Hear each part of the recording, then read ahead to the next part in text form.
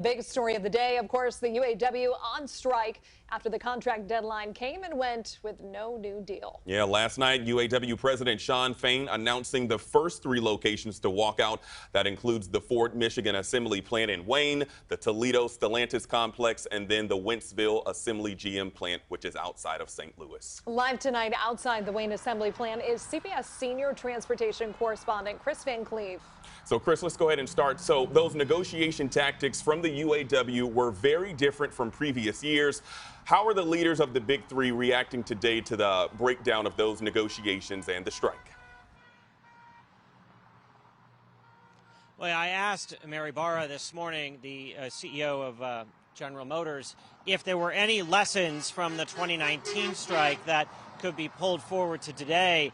And she said, really, it's a completely different circumstance, completely different team, and that really you're sort of in uncharted territory here with the strategy.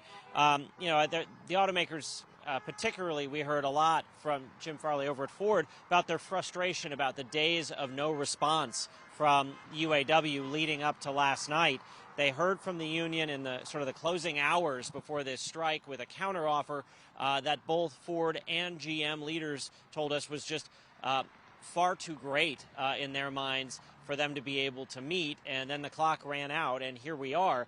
And now we're hearing from both Ford and GM that additional operations beyond the strike plants are playing out here. 600 employees at this plant that were not on strike have essentially been temporarily laid off because of the halt in operations, and we're hearing GM expects to idle a plant in Kansas near the Missouri plant that's been struck because of the ongoing strike. All that noise behind me you can hear, of course, are the horns and the sirens of support for the strikers who have been on the picket line all day out here.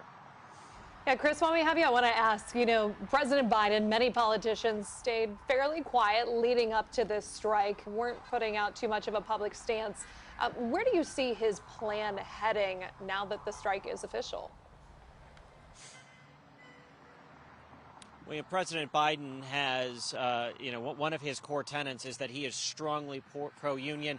He believes that the unions built the middle class builds America. So, he's a very strong union president, and you got that sense in his remarks today where he basically said no one wanted a strike. Now we want a short strike, but we want to see the automakers give employees a substantial raise. He's dispatching 2 officials from the administration to help with negotiations. But this is a bit of a political tightrope for the president, because while he is strongly pro-union, he also needs to be mindful of the bigger economic picture going into an election year. So resolving this quickly is the best thing for the administration, for the economy, and he hopes for the auto workers and the automakers.